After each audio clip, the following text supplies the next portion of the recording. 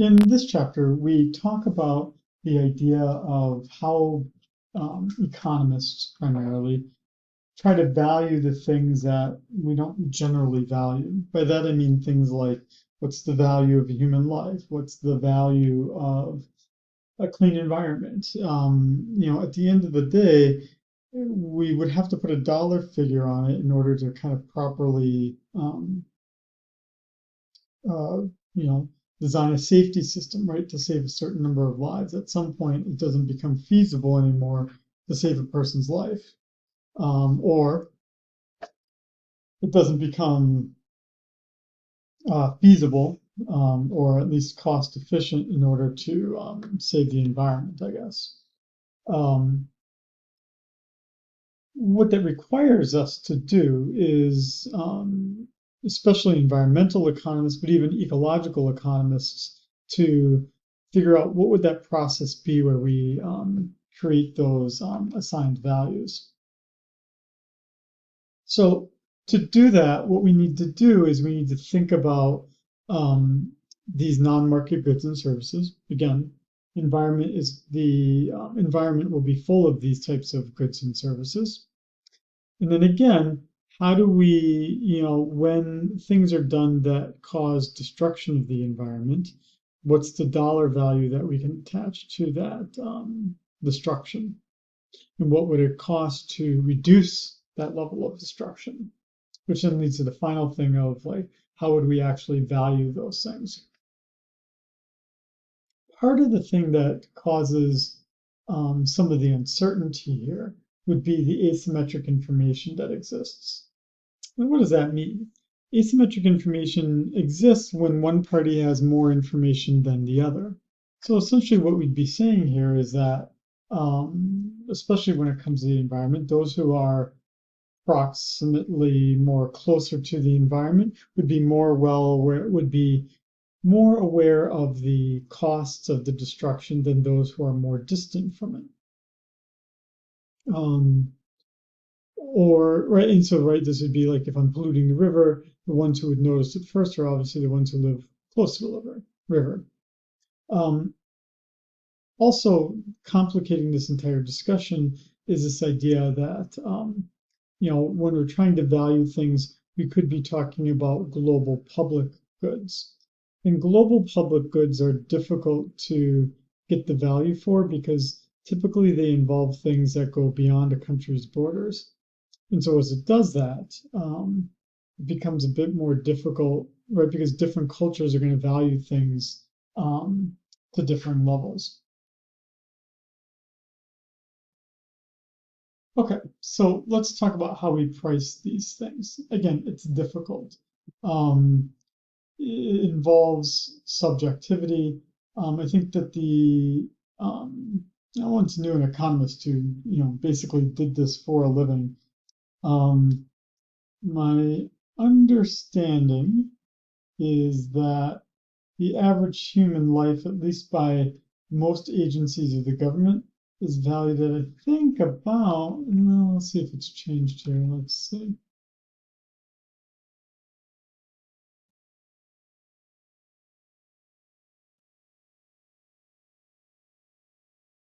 Yeah. So I just picked OSHA as my best example here. OSHA being they do workplace safety.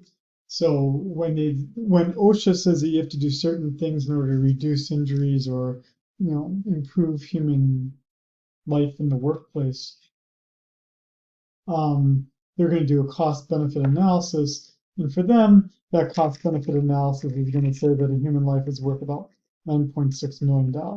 In other words, if the needed change is going to cost, well, let's just take it $9.7 million, something might not then be done because a life is only worth $9.6 million. Now, this number is going to differ based on different agencies of the government. Life insurance company, car insurance companies, different entities are all going to value human lives differently. But for the federal government, it is about 10 million bucks.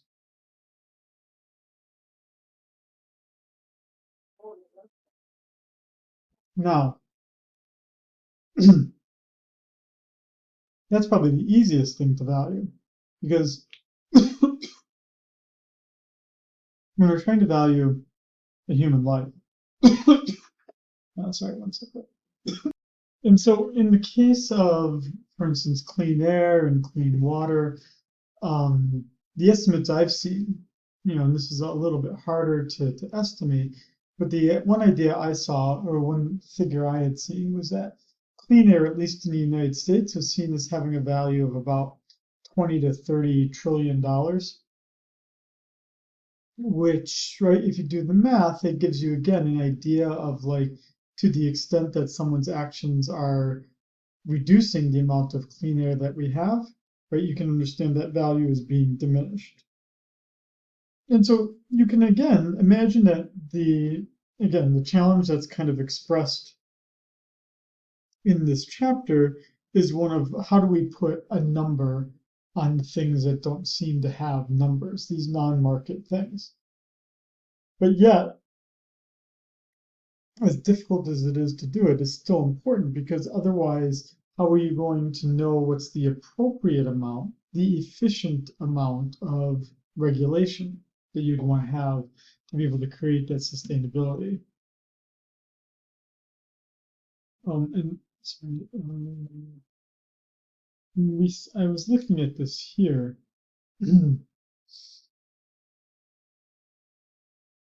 Oh, sorry. Yeah, I actually underestimated. Clean Air Act, $6 trillion to $50 trillion, with a mean of about $22 trillion.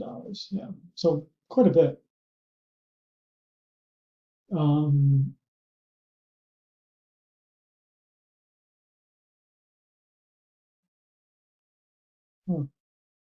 Okay, so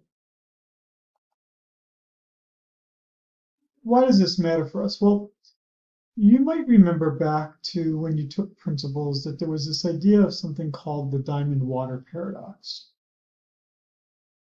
And the idea was, if water is so essential to life, why is it so cheap? And diamonds, which you don't need to be able to survive, why are they so expensive? And that diamond water paradox created a difference between this, what's called the use value, and the exchange value. This gets explained by Adam Smith in Wealth of Nations as being that even though the exchange value is determining the price, that price determined by the scarcity, right? So because diamonds are scarce, that's why they have a higher price exchange value. The use value, that's actually a little bit more of what we're talking about here, even in this course, right? Ecological economics. It's not even that we're using the clean air or the clean water or any of these things. What emerges as important is this idea that the clean air and the clean water just exist, so they don't even necessarily have to be used.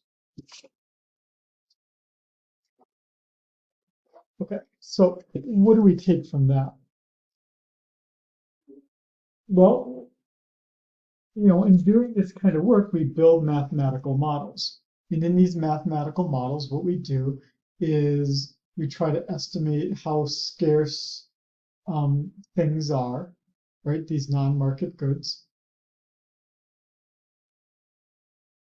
And then finding out how much scarcity we have, we can then start to approach how much of an exchange value is present.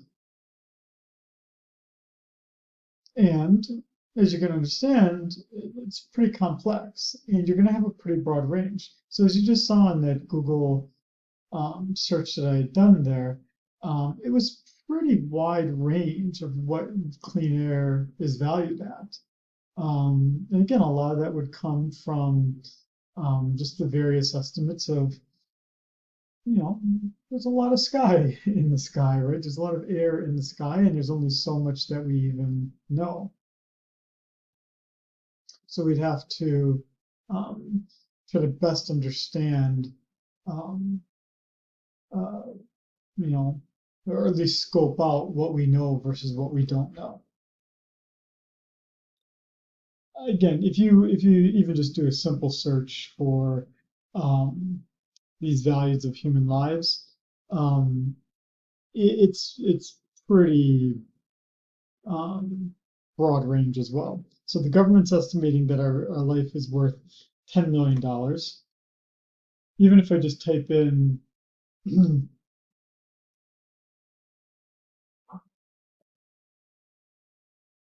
not to the government, but just how much is a human life worth, yeah, and you're going to get a range 1 million to 10 million. And that's it. In this case, oh, there's a Wikipedia entry.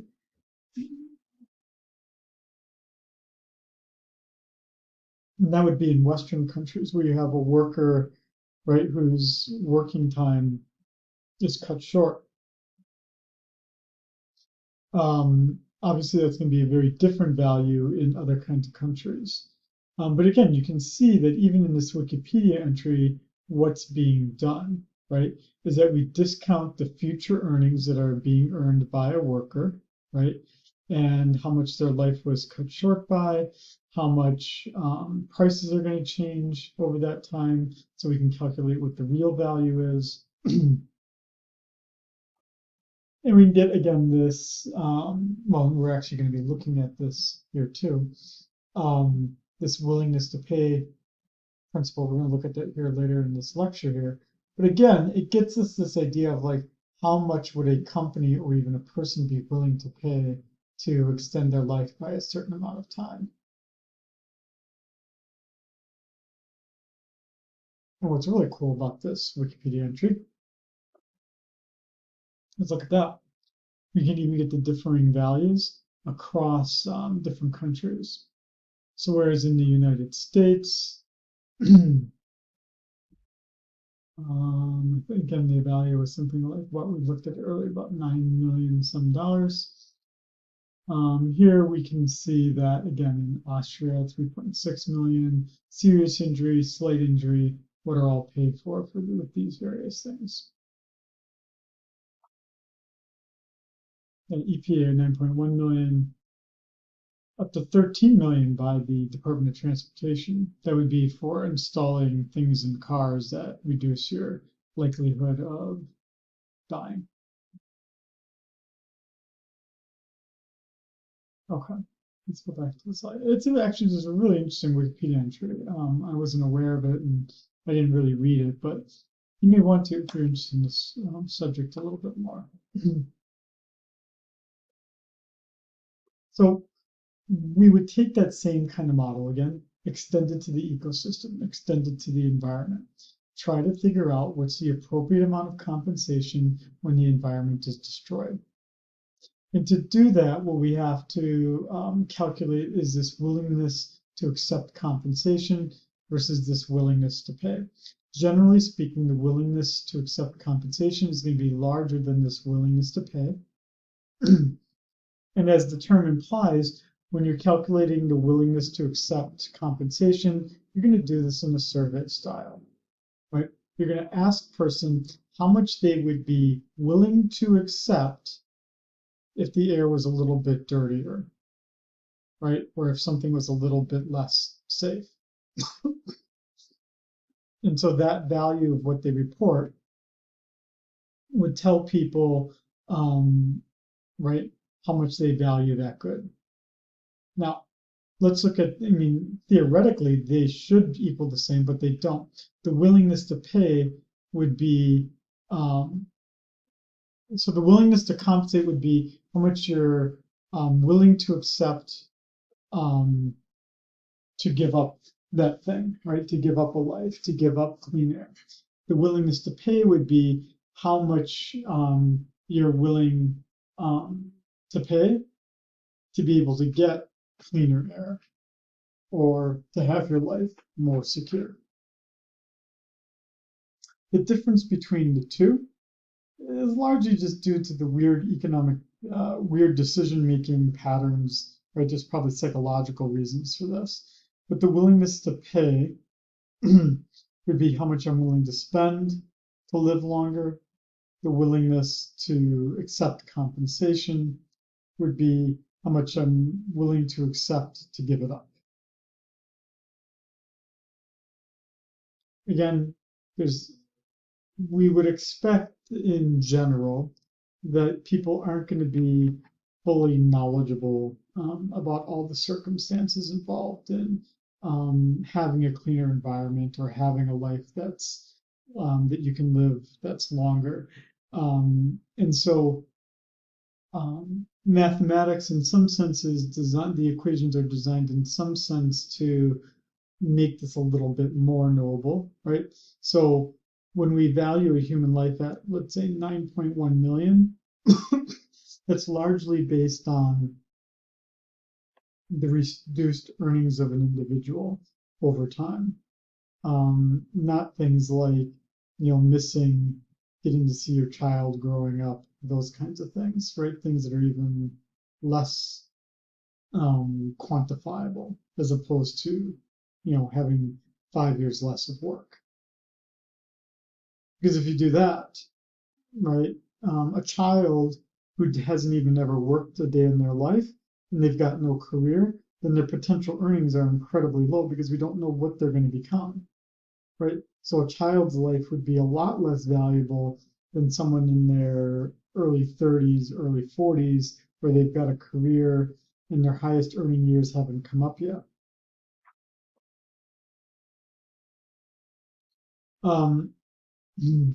What we would also see too is that in creating these values, these monetary values in the spirit of asymmetric information, that there could be a pretty important role played by having advertising and just providing information to others. So, right, so this would be where you educate people, how important it is to have a clean environment and all the other benefits that come from having a clean environment. Make people invested into wanting that clean air and that clean water.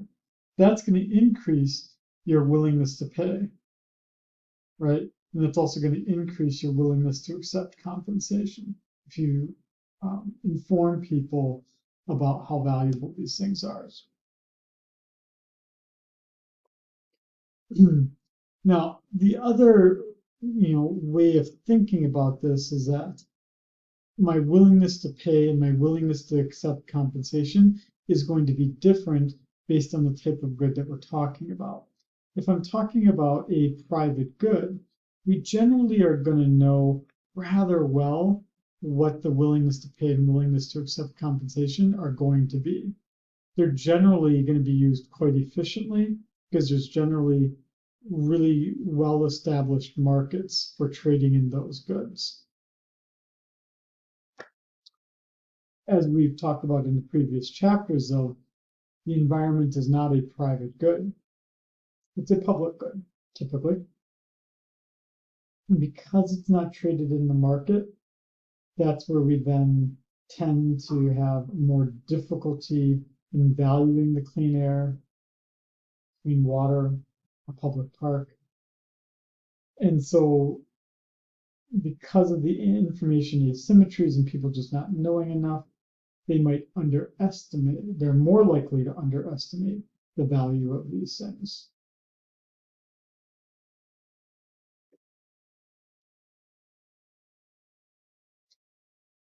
So because there is no market for these things, and because people most likely undervalue these public goods, then we would probably want to provide some form of a subsidy. And in this subsidy, it would in turn encourage people to value this good, to supply this good, and to protect this good because of all the positive externalities that it's going to generate. And the only way we're going to do that, right? If I now that you see that clean air has a value, let's say, of $20 trillion, that right there could make just saying that kind of number could make you appreciate all the good things that come from having clean air, right? And unless you lived in an environment in a country where the air was perpetually not clean, would you appreciate the fact that you can go outside and breathe the air and not need a mask or not be suffering from asthma, right? And so you're going to only have that appreciation once you have an idea of what the values are. Even more complicated than that, because we're talking about these public goods as being global public goods, as identified, this is really tough because who's going to provide the subsidy then? Individual countries? Why would individual countries do this if it's a global good? And how would poor countries provide this when they can't even provide enough to feed their own families and right provide enough other products in the goods? And this is part of the problem, even with the Paris Accords and just talking about global warming. It would make sense for us to provide some forms of a subsidy, but who's going to actually pay that bill? Maybe on a good day, the United States will, or countries in Western Europe will, but maybe they won't, right? If you have a change in the administration, and that new administration doesn't value providing that subsidy as much anymore. And, making this even more complex is because we're talking about global public goods, how willing are people to give up in their specific location, willing to give up control to an international body, right? Not likely. There's often going to be a great deal of resistance. No one's going to be paying the bill. And so the net result of all this is that you're going to have a failure of action, which is essentially the way we can understand the climate change debate today, is that there's a lack of action because who's going to pay the bill? Who's going to actually run things? We don't have either of those answered. And so then what we need to do is we need to, define what it is to mean that you have something that's quote unquote clean. What would clean air look like, right? Scientifically, what would it be measured as? Clean water, what would we know that as? Ecological diversity of species, what would we know of that as? And then with some understanding of, right, what that scientifically would look like, then we can go from there into valuing it, right? Assigning a value to these things. How much would it cost? How much would individuals benefit from having water that has, right, X amount of pollutants? And then after that, then you would need to, again, figure out how much the market is providing of that good just on its own. And then given what you're trying to achieve, how much of a subsidy you would need to provide to get more of that clean air or that clean water. But then the final step being who's actually going to provide that subsidy and provide the enforcement. All very complicated things. And again, the reason why it's not that people aren't admitting that global warming isn't occurring. It's just that because it's such a global public good problem, no one's stepping up to provide those things.